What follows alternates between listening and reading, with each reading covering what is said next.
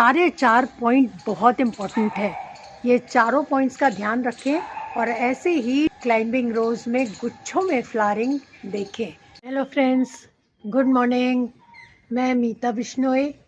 आज हम लोग ये क्लाइंबिंग रोज, ये जो रोज़ की वैरायटी है, ये हम लोग की कंट्री का हैबिटेट है और ये देसी गुलाब है।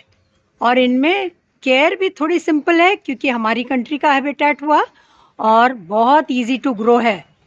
क्लाइंबिंग रोज़ एक रोज़ की वैरायटी होती है जिसमें जो रोज़ होता है ये वाइन फॉर्म में ग्रो करता है। इसकी स्टेम्स थोड़ी टेंडर होती हैं और वो बहुत जल्दी एग्रेसिवली ग्रो करती हैं लेंथ वाइज। और अगर आप इसको प्रून ना करें तो बहुत लंबी हो जाती हैं इसकी स्टॉक्स और स्टेम्स। ब्रांचेस भी आती हैं उनमें, मगर उनमें ऐसे ही अभी स्प्रिंग टाइम में ऐसे ही फ्लावरिंग होती है। और जहाँ आप इसको ट्रेन करते हैं, अगर सेमी सर्कुलर ट्रेलिस लगाते हैं या जैसे मैंने एक बड़ी सी आयरन रॉड लगाई हुई है जिसके चारों तरफ ये रोज़ की वाइन ग्रो कर रही है, ऐसे भी कर सकते हैं और इनमें ऐसे ही फ्लावरिंग आती रहेगी। बहुत फ्लावरिंग होती है इनमें। आज हम लोग इस वीडियो में इस प्लांट के बारे में केयर देखेंगे कि कैसे मैं केयर करती हूँ। सिंपल 4 स्टेप्स में, सिंपल 4 स्टेप्स होंगे। पहला स्टेप है इसकी लोकेशन। इसकी लोकेशन बहुत इम्पॉर्टेंट होती है। अगर आप इसको सनलाइट नहीं देते तो इसमें इतनी अच्छी फ्लावरिंग और बडिंग नहीं होती।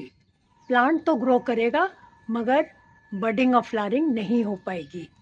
तो उसके लिए आपको बहुत ज़रूरी है इसको फुल सनलाइट एटलीस्ट 5-6 घंटे तो मिले ही मिले।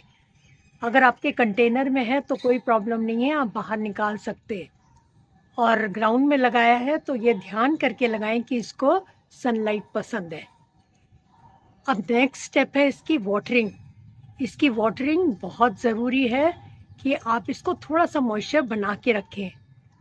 अगर बहुत बड़ा प्लांट चाहिए तब आप बहुत बड़ा कंटेनर लें क्योंकि ये प्लांट बहुत एग्रेसिवली ग्रो करता है, बहुत पेरिनियल है, पूरे साल चलता है, तो ये काफ़ी लंबा और बड़ा हो जाता है और इसकी वेल डेवलप्ड रूट सिस्टम होता है। तो उसके लिए आप ज़रूर ट्राई करें कि थोड़ा बड़ा कंटेनर लें अगर आप कंटेनर में इसको ग्रो कर रहे हैं। एक बार जब वाटरिंग थोड़ी सी आपकी जब टॉप लेयर ड्राई हो जाए तब दोबारा इसमें आप वाटरिंग करें। इस प्लांट में ड्राई स्पेल एकदम नहीं छोड़ना चाहिए, तो पानी ड्राई आउट होते ही आप इसमें वाटरिंग करें। और जब वाटरिंग करें तो थरली वाटरिंग करें और जो प्लांट है उसको भी अच्छे से वॉश करते रहें। याद रहे ये फूलों का राजा है और पैम्पर रहता है और लाइक करता है पैम्परिंग। तो आप इसको अच्छे से वाटरिंग कर सकते हैं, धूल मिट्टी सारी धो सकते हैं। और ये मेरे ख्याल में इन दिनों मार्च अप्रैल में ऑलमोस्ट रेगुलरली हर सेकेंड डे या हर डे, अगर आपके यहाँ थोड़ी सी गर्मी है तो ये फ्रीक्वेंसी आपके एरिया की हीट के ऊपर डिपेंड करेगी या एयर मूवमेंट पे, बहुत सारी चीज़ों पे डिपेंड करती है। क्लाइंबिंग रोज़ होता है जो ऊपर लगा रहता है तो ड्राई भी बहुत जल्दी होती हैं, तो आप इसका ध्यान रखें कि वाटरिंग करते रहें रेगुलर। अब नेक्स्ट है आफ्टर वाटरिंग आप इसको फर्टिलाइज़ कैसे करेंगे। फर्टिलाइज़ करना भी बहुत इम्पॉर्टेंट है क्योंकि आपने इसको अच्छे से फर्टिलाइज़ नहीं किया तो इसकी न्यूट्रिशन पूरा नहीं हो पाएगा। उसके लिए आप बैलेंस फर्टिलाइज़र दें रेगुलरली। स्प्रिंग टाइम में तो फरवरी से ही देना शुरू कर दें।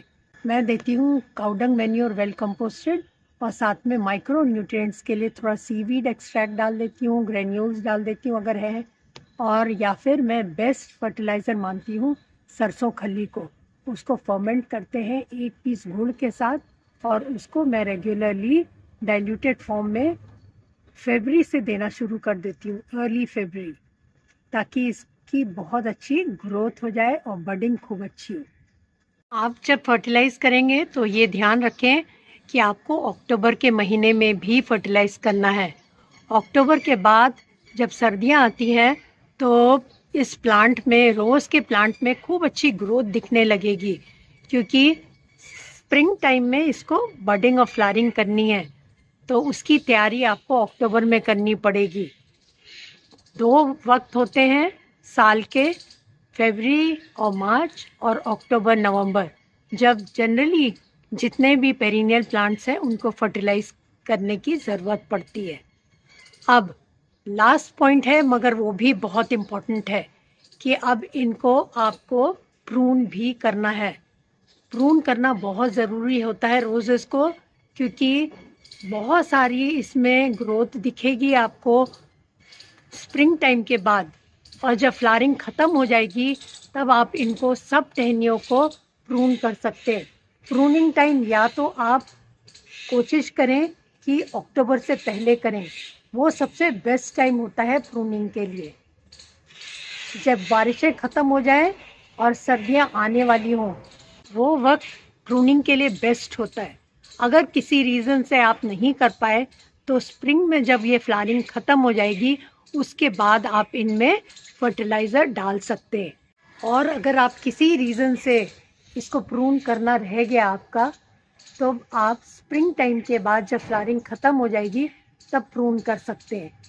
क्योंकि जब तक आप प्रून नहीं करेंगे, जब तक नई नई टहनियाँ नहीं आएंगी, और नई टहनियाँ नहीं आएंगी तो बहुत सारी ब्रांचेस नहीं होंगी, और नई ब्रांचेस में ही ऐसे फ्लावरिंग होती है।